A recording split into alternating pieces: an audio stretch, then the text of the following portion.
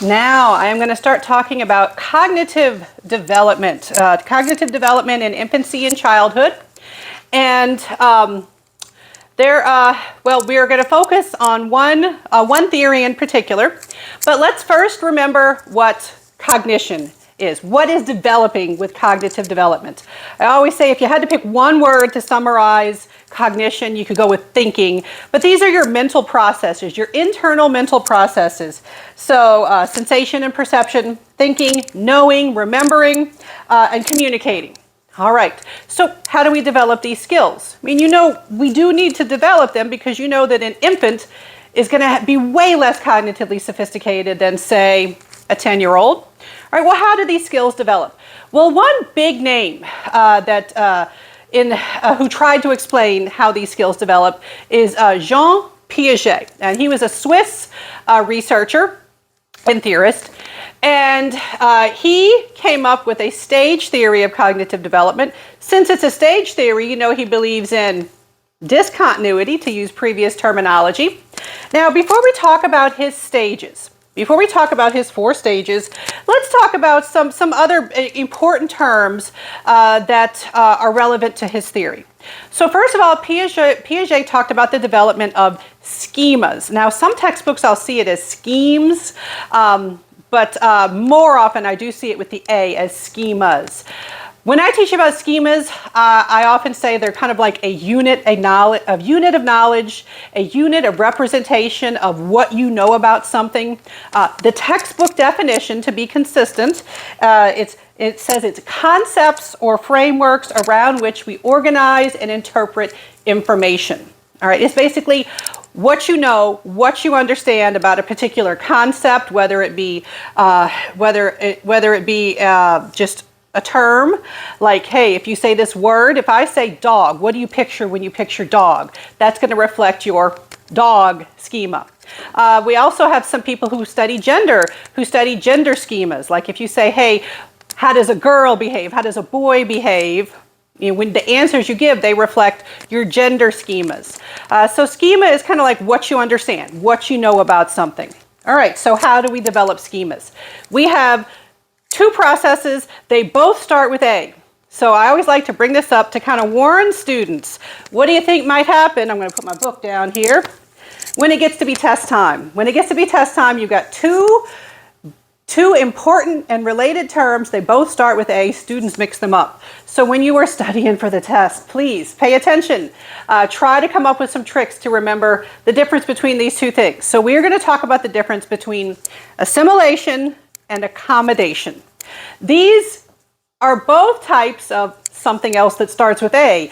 Adaptation. Piaget said they were both types of adaptation. So lots of things that start with the letter A.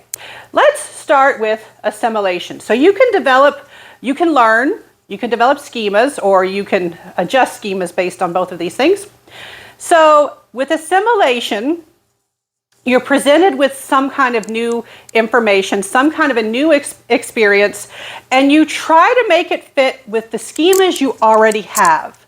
One way to think about this is something new is presented to you, and you try to make it work as if it's the same as what you have already experienced. That word same is important because you can associate same with assimilation, and it's got those 2 S's in there. So maybe think of the S's as standing for same when you're studying for the exam. All right, so an example of assimilation, vocabulary type stuff. Let's say, I used a dog example earlier, let's use a cat example. And so let's say a child meets their neighbor's cat, and they have seen cats before, and they have used the word cat previously. Let's say their cat at home is a big, fluffy Persian cat. The cat that it sheds hair everywhere. It looks like a big ball of fluff. And their neighbor's cat is a hairless or nearly hairless cat. Maybe it's a Siamese or something like that.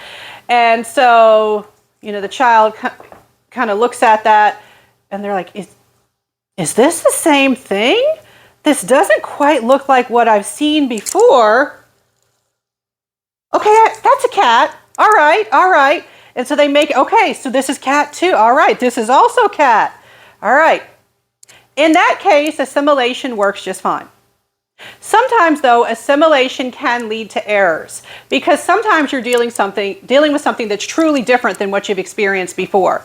So let's say this child who knows big fluffy Persian cats, let's say they go to a zoo and they see some other four-legged animal that is fluffy and hairy. Let's say they see at my zoo in Louisiana, and the Audubon Zoo in New Orleans, they have the Louisiana Swamp exhibit, and they have raccoons there, all right? Trash pandas. All right, so they have raccoons there, and they are so dang cute when they get up in the trees and stuff. All right, I just touched the microphone. It probably made some noise. Sorry about that.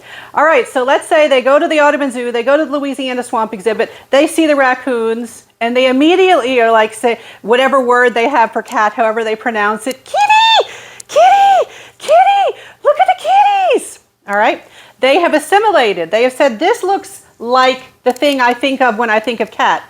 This fits with my cat schema. And then they say, that's a cat. All right. In this case, assimilation has led to an error. So assimilation can lead to errors.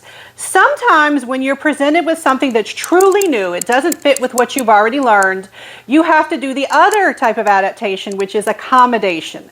Accommodation. It's got two C's in it. Maybe you can think of those C's as standing for change. Because with accommodation, you have to change or adjust your schemas. So that child who sees the raccoon, hopefully they get some kind of feedback. Maybe their parents will say, oh no, actually that is not a kitty. That is a raccoon. It's a different type of animal. Then they're like, whoa, okay, something new. And Piaget would say they go into a state of disequilibrium. They get a little uncomfortable realizing they don't know everything about the world. And so they have to form a new schema. They have to form a schema for raccoon, and they have to adjust their schema for cat to say, okay, not all four-legged animals with fur are cats. Cats do not include this thing that I've now learned is a raccoon. That would be an example of accommodation. So assimilation, you make it fit with what you already know. You try to treat it as if it is the same as what you've already experienced. With accommodation, you have to change. You have to adjust. You have to create new schemas, adjust your old schemas. All right, so with these processes, Piaget, in general, he talked about forming schemas using assimilation and accommodation. He also proposed a stage theory. I'm going to do a separate video about his 4 stages since I don't want this to be a super long video. All right, so next video will be about Piaget's stages.